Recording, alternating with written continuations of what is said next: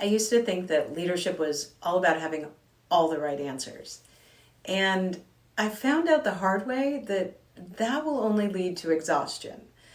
What I found instead is that leadership is about training others to learn how to find all the right answers. And it takes a lot of guts to enter this phase of leadership, because when you do it, you are technically developing and training people on your team to be able to do your job. Now, when I say that, especially in large groups of people, I love the response, because there's always these wide eyes and a sense of, oh my gosh, what do you mean I'm training somebody to take my job? Well, the whole key is, if you train people to be able to do what you need them to do and do their jobs well enough that they could also learn about what you do, during the time that you would have normally been solving all their problems, you are actually working on your opportunities to move up. So ideally, when you've trained somebody to be able to take your job, you've trained it so that you can move to the next level and you can trust them in the position you were just in.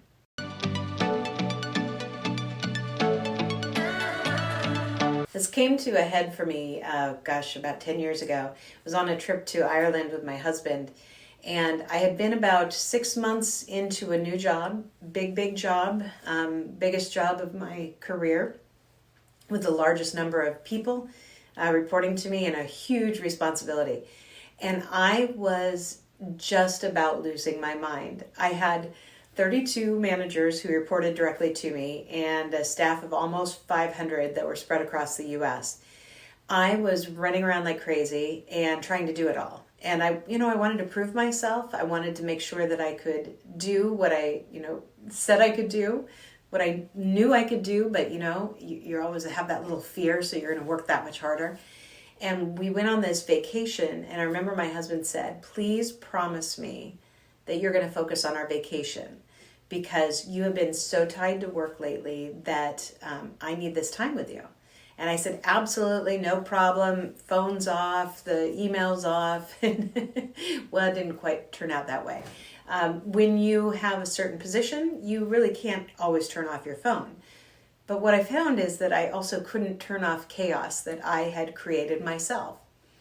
So while I was gone, I was constantly being bombarded with calls and texts and emails. And the things that my team was asking of me, they were very simple things. And I remember at one point going, my gosh, why am I getting all these little piddly questions? Why can't they just make some decisions? Haven't I trained them well enough? Don't I pay them enough to be able to make these decisions? And I really had to stop and take a look at myself and realize the problem was not them. The problem was me. So in my effort to make sure that I was doing such a great job, I was constantly solving problems. I never slowed down. When a problem came up, in front of me, I would deal with it. If one of my team brought a problem in front of me, I had a solution. And the thing is if you're like me, and you're a person who usually knows how to find the solution, so you're good at that and you're good at problem solving, it's addictive. You just also do it by rote without even thinking about it. And in doing so, you do something that you probably didn't think you were doing. And that is creating people's dependence on you, and also teaching them, without saying so, that you don't trust them to make their own decisions.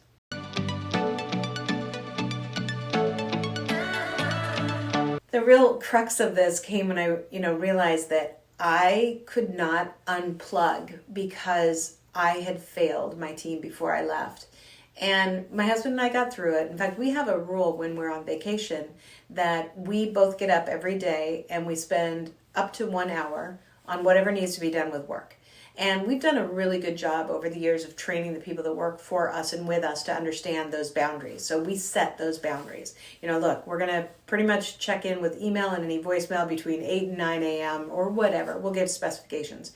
And people know if it's an emergency that they can call. So we keep ourselves available, but we have trained them to know that those are emergencies only. But at this point in time in my Ireland trip, I had not trained my team that well. And so the repercussions hit pretty hard. So when I got back, I got my team together on a conference call, And I said, look, I want to apologize to you guys because I failed you along the way. And there was kind of this awkward silence because they were still getting to know me. They didn't quite know what this was about. They really hadn't had a corporate person in there. And I said, look, I am so glad that you guys know that you can reach out to me when you need me to, but I think I failed you to realize that you guys can make a lot of decisions on your own. And I don't want you to worry about making mistakes. Remember, my mantra is there's only 3 times that a mistake is really, really, really hard to come back from. And that's when somebody dies, something burns down, or someone goes to jail, or any combination of those 3. And I try to make that a joke, but I really wanted to drive this home, that it's about the fact that I trust you to take some chances and to make some mistakes. And you're going to make mistakes. That's okay. I make at least 7 before breakfast every day. And I'm okay with that. But I said, so we're going to practice some new strategies. So please still come to me when you need me for things, but I want you to try things on your own and trust in yourself. So, we kind of struggled through it together. And then when people were calling me after that for help, so this whole process that I'm going to explain, I didn't come up with this and start to put it together. It just started happening. And it was a couple months into it that I realized that I had created a pattern or a formula for dealing with this. And now this is why it was the basis of my first book. And just coincidentally, in order to stop myself from solving the problem immediately, because that was my goal, right? They call, I'm going to solve their problem. And I knew that wasn't right. So in order to keep myself, put myself in my little straitjacket, I would say, tell me more. And I would ask this question, and then I'd bite my tongue and close my mouth and listen to what they'd say. And what I found is that obviously when people have an issue, they're panicked about it. There's usually something that's escalated it. So the first answer out of their mouth from Tell Me More was usually something huge. And I'd have to say, tell me more. And I'd ask variations of tell me more over and over again until we got more to the calm of the issue and we got to the root of the issue. So I call this part listen. So in my strategy that's listen, learn, and lead, the first part of listening really requires you as a leader to stomp on that immediate reaction, that immediate desire to solve, and just hold your tongue.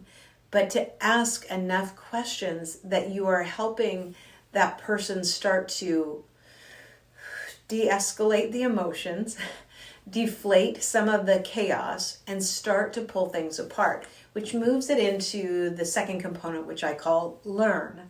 So when we've asked tell me more or variations, and all those pieces are out on the floor, now it's really very much like a puzzle. Or if you've ever packed a bag to go on a trip. So you've got your suitcase and you're ready to go. You need to rush out of the house because you're heading to the airport and you can't zip the suitcase. So you're sitting on it, you're trying to, push it down, you're trying to get that zipped. If you've ever had that, and by the way, pretty much every trip I go to, even if I'm going overnight, I'm usually doing that. My husband thinks that's hilarious. When you have a suitcase that's so full that you cannot zip it or else the zipper will break, you have to stop. So you have to physically stop yourself, and then you have to unzip it, and then you have to look at everything that's in there, and you have to make some decisions. And usually the only way you can make decisions is basically take everything out. And maybe you can repack it, and so it all fits in there nicely if you pack it better. Sometimes you say, hey, I don't need those things, so I'm going to leave them out. And other times you say, hey, this is a lot and I need it all, so I'm going to pack 2 suitcases. So regardless of what that decision is, you've made a decision based on all those pieces. So the process of listening and allowing somebody to break down, basically unpack an issue so that they see it all in front of them. Now you are learning more about them and the issue, and they are learning more about the issue and hopefully about themselves. So when I say I learn more about them, I also start to see how they problem solve. What are their triggers? What gets them excited? What gets them upset? What gets them stressed out? What pieces of this are they unable to see right now because they've been so focused on another part of it? So that learning part is where we're coming together and we're starting to see them together. And so the last component of this is the lead. And lead is where when all those pieces are out there in front of you both, as the leader, you have to, again, hold yourself back. I say breathe a lot. Breathe, hold yourself back, and resist the urge to still solve the problem then.